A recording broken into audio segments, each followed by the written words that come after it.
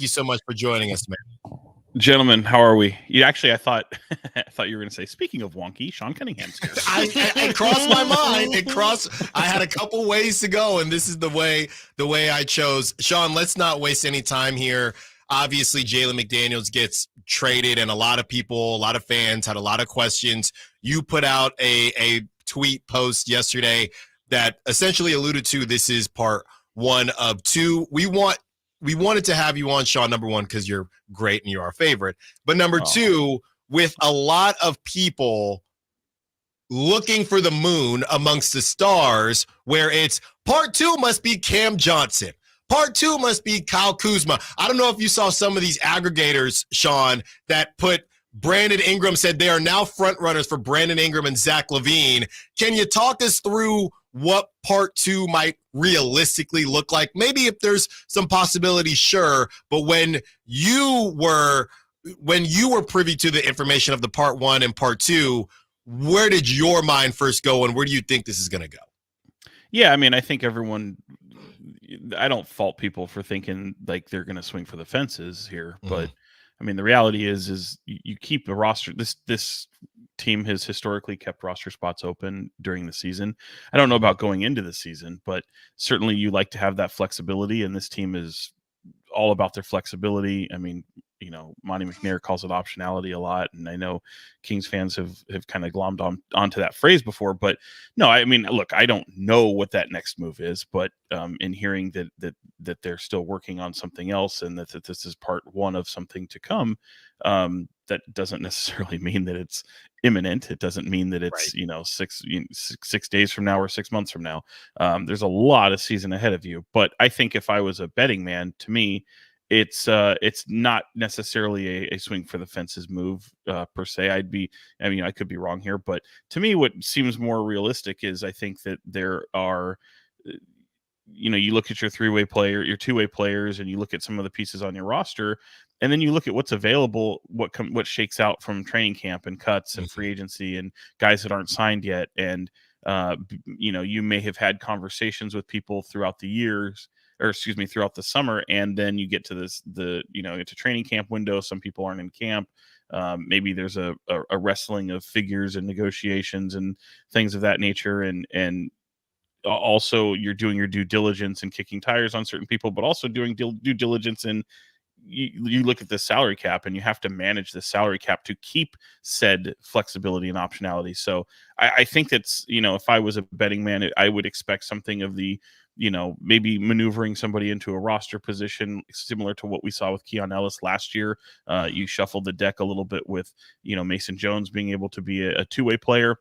You're able to carry 3 two-way players now, and maybe you've fallen in or out of love with somebody in your two-way players. And, certainly you've got, Boogie Ellis has had a lot of attention in this camp. Guys like Isaac Jones have a lot of attention in this camp, and really Mason Jones coming into this camp has had a lot of attention on him. So I think if people are expecting some swing for the fences move, certainly ambitious, and I think the Kings are always looking for that type of transaction, and certainly there are people out there that they love. It was a fact that they really were enamored with the possibility of bringing Brandon Ingram into this team.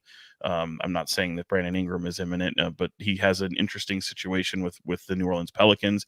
But I think when you bring in someone like DeMar DeRozan, that makes the move like that a little bit more difficult. And they like what this starting unit has looked like, especially, I was talking to Malik Monk just yesterday. This offense has shown the ability to even before camp, like you look around and this could be one of the elite offenses in the league. And I think they're going to hang their hat on that. Sean, I know it was about a month or so ago, but I definitely think it ties into all the things that are being talked about yesterday and today. About a month ago or so, I think it was actually you that put out that, there was the Jay Crowder workout. Isaiah Thomas had worked out. I think TJ Warren, amongst some other names, were here in Sacramento for I think it was I can't remember what the exact phrasing was, but it was essentially working out with guys that were already in town, that were already on the Kings roster.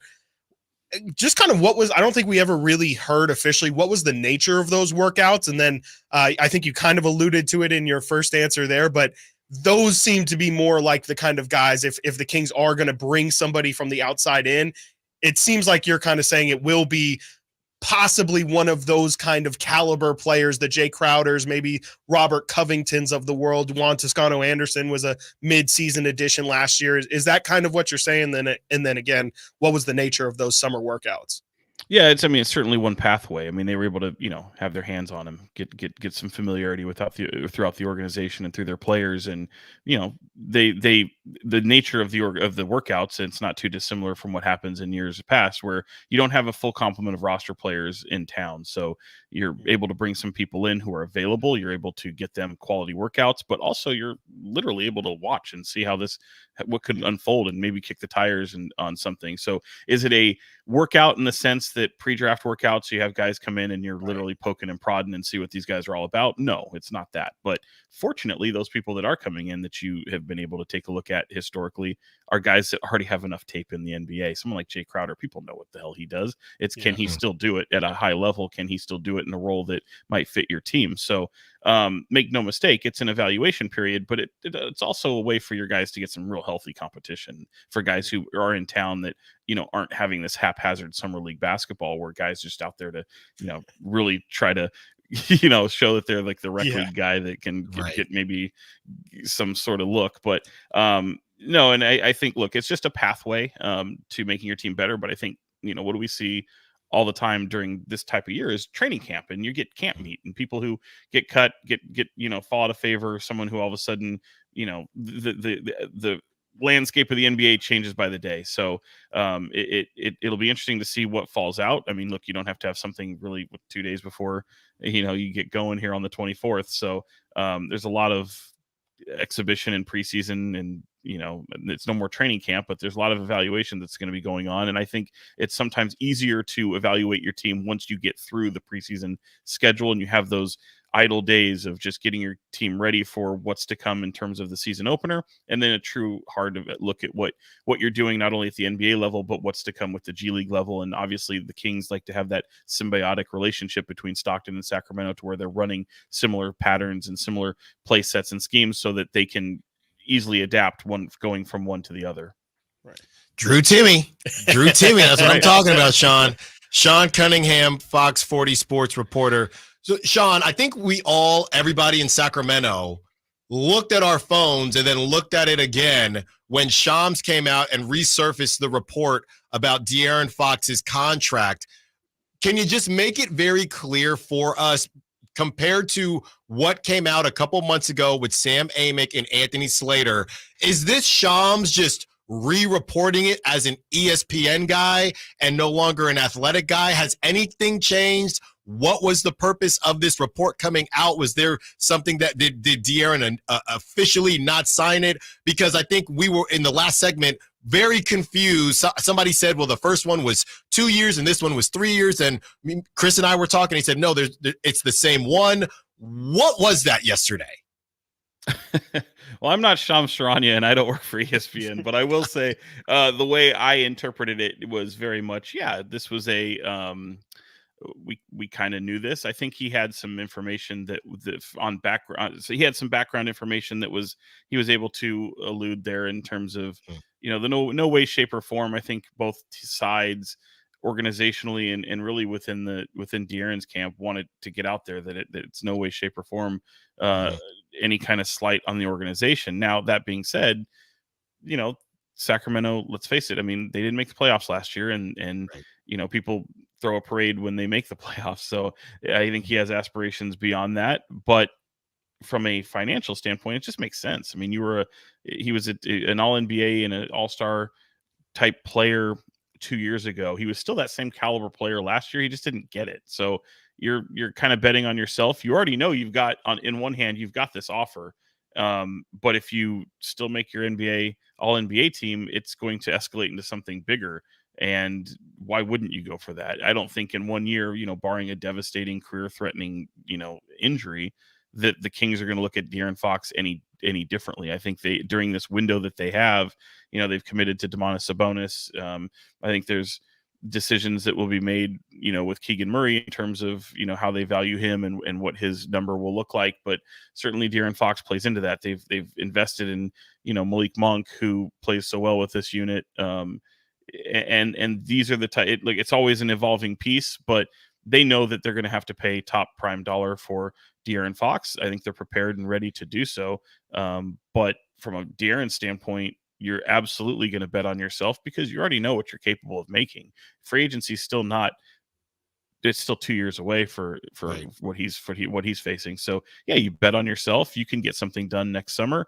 Even if you don't make the All NBA team, you're still going to get a contract that's in line with what you're already being offered. So it's just, to me, the way I kind of digested what was being said from Shams Charania was something that we'd already kind of known. It was already kind of out there, but I do think you're going to probably hear some comments from Fox talking about it here over the next week that will where he'll likely speak on it about he'll be able to at least kind of show and kind of reveal at least his thoughts on not only the organization and where they are, but he's also got to protect himself a little bit too. So, if everything just crashes down in Sacramento, let's just talk about a catastrophic scenario to where it just doesn't work. He has options to where he can make a move and take care of himself and his family.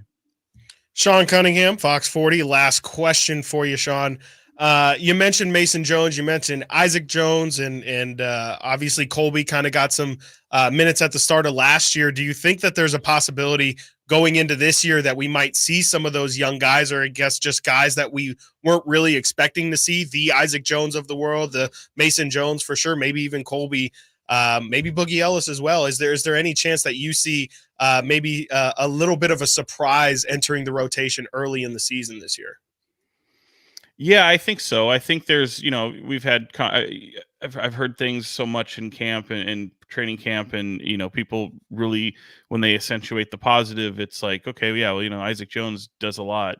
He's very active, and he's taken a large step from somebody who had a few moments at summer league, but wasn't really able to, he was playing with a lot of non-basketball talent around him in summer league. So you put him around with some of these actual NBA pieces on the roster, and what's he able to do. And it's fun talking to him just the other day, where it's like, in my mind, I don't think there's another guy on the roster at present as it's presently constituted. And this is at a time where they still had Jalen McDaniels on the roster that does anything like him. So I wanted to ask him, I said, is that true? Do you look at it the same way? Is there anyone else that kind of does what you do on this roster? Or are you a bit of a unicorn? He's like, no, I'm a bit of a unicorn. Like, I can do some things that, and you saw that weak side block that he had in that first game. He got beat on that play and still was able to make it. Now, you airballed the three on the other side, but just things like that was really impressive. I don't typically talk so much about two-way players and fringe NBA players or guys on the super back end that,